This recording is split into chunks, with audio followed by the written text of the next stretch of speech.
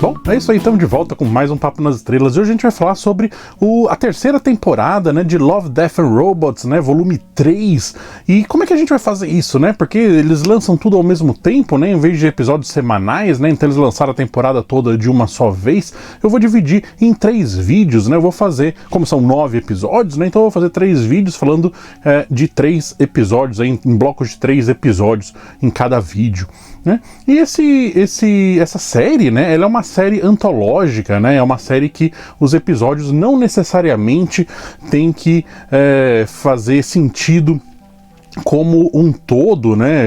Eles são histórias separadas com protagonistas independentes, cenários diferentes. Elas não têm nenhuma linha narrativa concisa aí que amarre tudo. Talvez um pouco temático, assim, como se eles dessem um tema geral para todos os artistas e eles meio que desenvolvem a sua interpretação de qualquer maneira que seja melhor para o próprio artista, que ele se sinta mais confortável ou que ele queira abordar mesmo. E eu acho isso ótimo. Eu adoro série antológica porque dá essa liberdade, né, de você discutir diversos temas separados com diversos cenários, né, sem ficar preso, né, a uma estrutura pré-estabelecida. Eu acho isso ótimo. Então vamos lá, vamos falar sobre o primeiro episódio desse volume 3, dessa terceira temporada aí de Love, Death and Robots, que chama Os Três Robôs, né?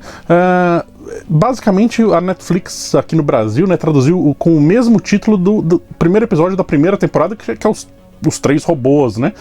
Só que esse título em inglês tem um subtítulo ali, né? Que é Exit Strategies, né? Saídas estratégicas, né? Então continua a história daqueles 3 robozinhos lá. Então é a primeira vez que essa série faz uma continuação, né? O que é ok, é uma opção. Vamos continuar com esses 3 robôs numa nova história. Só que ao contrário do primeiro vídeo, né, do primeiro curta com os 3 robôs, onde os robôs eram um espelho da própria humanidade, né, que não existia mais, né, eram os robôs andando por um cenário pós-apocalíptico ali onde a humanidade não existe mais, e os robôs estavam tentando entender o que aconteceu com os seres humanos, né, e interpretando a história dos seres humanos sob a própria perspectiva, né, dos robôs sencientes. E eles muito espelhavam ali os traços, né, os jeitos da humanidade, né? Eles faziam as mesmas coisas que os humanos faziam.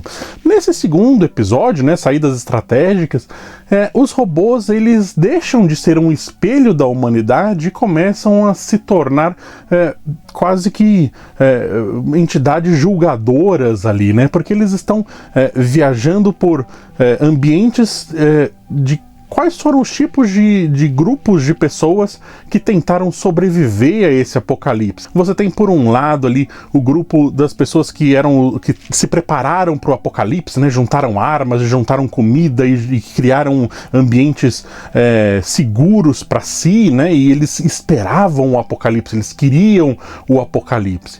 Depois eles têm um grupo de super ricos, que eram as pessoas que compravam ali plataformas de petróleo, plataformas petrolíferas ali, e criaram países soberanos ali em águas internacionais, e pessoas com muitos recursos, muito dinheiro, conseguiram construir essa estrutura e viveram ali até o último minuto da vida deles, quando esse ecossistema fechado ali que eles construíram colapsa. E por fim, os mega ricos, né? Não os milionários, mas os bilionários, trilionários, que foram as pessoas que saíram da Terra, né, e foram embora. Então, eles começam a andar por esses 3 ambientes, meio que julgando, né, mostrando quão idiotas esses grupos de seres humanos eram, né? E por fim vem uma piadinha ali, né, que quando eles vão para Marte finalmente ver não os robôs, mas a câmera vai para Marte, né, a nossa perspectiva vai para Marte, vamos ver quem sobreviveu, né? E no final das contas é um gato ali falante, né, tomando um martini e falando, né, quem vocês estavam esperando, o Elon Musk, né?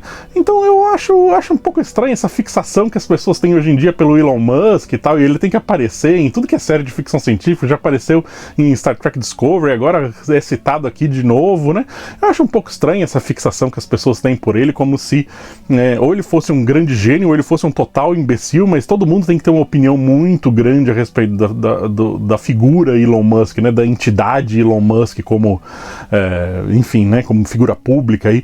Eu acho um pouco estranho isso, e eu acho, na verdade, o que me transpareceu esse episódio é que esse episódio é uma piada que se estendeu por tempo demais. O primeiro episódio, lá na primeira temporada, foi super legal, foi super bacana, fazendo uma autocrítica à nossa sociedade como um todo, né? E os robôs sendo talvez tão idiotas quanto nós, né? E agora, nesse segundo, os robôs já são superiores a nós, né? E eles não estão mais espelhando as nossas próprias características, o que eu acho que é uma pena, porque eles poderiam continuar explorando o mesmo tema dos robôs copiarem os nossos erros, né? Cometerem os mesmos erros que nós. Eu acho uma pena que não foi por isso. É uma piada que se estendeu por tempo demais. Esse segundo episódio poderia ser dispensado. Agora, o segundo episódio dessa terceira temporada, né, que chama Bad Traveling, né, Viagem Ruim, é um episódio que eu gostei demais, é um episódio com uma temática marítima, né, os caras num oceano, e eles estão com uma criatura ali, um crustáceo enorme, super desenvolvido, que ataca ali o navio e acaba se acomodando ali na parte de baixo do barco, né, e os caras estão tendo que lidar ali com essa criatura, né, que vai matá-los, não vai matá-los, né, e eles sorteiam ali e empurram um dos caras, que esse cara depois é o nosso protagonista, ele acaba se mostrando o cara mais esperto ali de toda a tripulação. E a criatura, né, esse crustáceo acaba se mostrando inteligente, né, porque ele consegue, através de um corpo de um outro humano ali, se conectar naquele corpo e usar as cordas vocais ali, a boca desse corpo, né, para se comunicar, né, produzir fala, né, e se comunicar ali com o humano, né, e ele quer chegar em uma ilha que está ali na região. E aí o nosso protagonista, né, ele percebe, olha, peraí, eu tenho uma oportunidade de sobreviver a isso no final das contas. E o que ele faz? Ele negocia com a criatura, ele fala, olha, eu consigo te levar, mas eu sou a única pessoa do barco que consegue te levar, então eu tenho que ficar vivo. Não consumido em forma alguma, né? Então, assim, ele garante a integridade física dele, e a criatura concorda ali com ele. E depois disso ele vai e tenta manipular as outras pessoas a fazerem isso. E ele, através disso, dessa manipulação, ele faz ali uma votação, né? O que eles podem fazer? Ou eles levam a criatura para essa ilha que a criatura quer, né? Que é populada, né? Tem montes de pessoas ali, e todo mundo vai morrer por causa que a criatura vai se alimentar dessas pessoas. Ou eles podem, a risco próprio, levar para uma outra ilha que não populada, que vai largar a criatura lá, e a criatura vai, a princípio, morrer de fome sozinha lá. E todo mundo vota, né? Obviamente, para levar a criatura, fazer o que a criatura quer, para livrar o próprio couro ali, né? Livrar a própria pele. E o nosso protagonista, ele julga já as pessoas. Ele fala, então, todo mundo aqui quer salvar a própria pele, né? E então ele começa a servir as pessoas ali como comida para a criatura, justamente para ela ficar quieta durante o período da viagem ali, né? Não matá-lo, né, durante a viagem. Depois a criatura ainda tá tendo filhotes ali, então precisa de mais comida, ele vai matando mais gente e tal, né? O que eu acho interessante desse episódio é justamente que enquanto ele vai e julga, né, coloca julgamento em cima dos outros, tipo, vocês querem salvar a própria pele a custo da vida dos outros, ele também está fazendo isso de certa maneira, né? Ele está matando a própria tripulação para salvar a própria pele, né? Mas ele tem ali um ponto alto moral ali, né, que coloca, olha, eu tô sacrificando essa tripulação pequena aqui, né, em prol de uma população muito maior na ilha. Então ele joga com o bem de muitos pelo sacrifício de poucos ali, para citar o Spock, né? Então existe essa leitura, mas não é um personagem isento de culpa, né? Ele tem uma moralidade ali um pouco na área cinza, né? Não é nem tão preto nem tão branco, né? Ele tá naquela moralidade dúbia ali, duvidosa também, né? De será que o que ele tá fazendo é realmente certo? Será que não, né? Porque no final das contas ele acaba até matando a criatura, né? Ele queima a criatura. Agora, por que ele não faz isso antes, né? Por que ele não se junta ali com as outras pessoas para os outros tripulantes para tentar matar a criatura antes, né? E é justamente esse o ponto da história, porque a criatura poderia ser morta antes se as pessoas se juntassem, só que os tripulantes estão todos tentando matar o outro pelas costas ali, tentando matar esse protagonista que assume o papel de líder ali, de capitão da nave, né, e tal. Então como eles estão tentando se matar o tempo inteiro, eles não conseguem chegar num consenso, né, e vamos matar essa criatura que está nos fazendo mal. Então o próprio monstro, né, o pior monstro é o próprio ser humano. E eu achei esse segundo episódio, desses três primeiros, essa primeira trindade aí de episódios, o episódio mais legal desses três. Mas vamos falar sobre o terceiro episódio, né? The Very Pulse of the Machine, né? O mesmo pulso da máquina. E aqui eu já tenho um problema com a tradução desse episódio, né?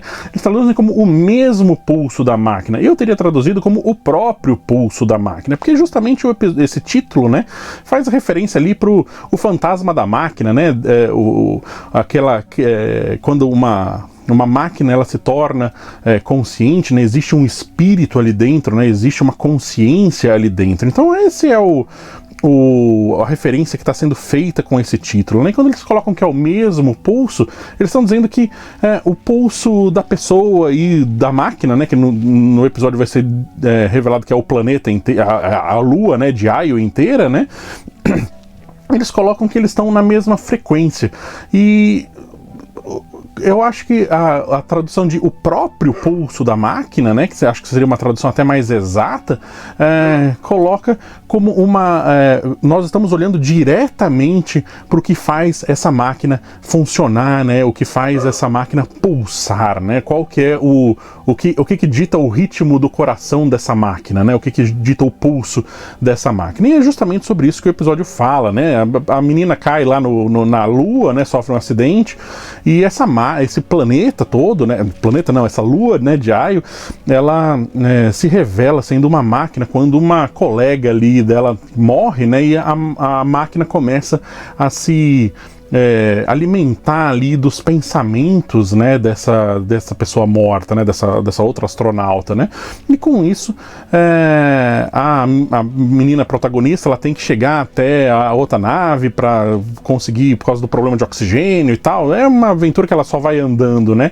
e com isso ela tem que injetar medicamento nela para ela conseguir suportar a dor e tal, então ela começa a ter diversas alucinações, né, então o episódio também discute, deixa em aberto, né, na verdade, se o que ela está vendo é a alucinação em si, nada daquilo está acontecendo, ou se realmente tudo aquilo está acontecendo, né? Mas partindo da premissa de que tudo realmente está acontecendo, qual que é o próprio pulso da máquina, né? O próprio pulso da máquina essa máquina, ela foi criada por alguém, né? Essa Lua inteira, essa grande máquina foi criada por alguém que não está mais ali. Então é uma criatura senciente e solitária, né? Sem encontrar o seu criador, né? Longe do seu criador e sem motivo de existir. Então quando as duas astronautas chegam ali, essa máquina começa a ter motivo de novo, né? O episódio pergunta, né? Ela pergunta para a máquina qual que é o seu motivo, né? Ela falou: meu motivo é te conhecer, né? Então é como se essa máquina tivesse sido criada para conhecer as pessoas, para entender as pessoas, talvez entender até o próprio criador da máquina, né? Então essa sendo a função principal dela.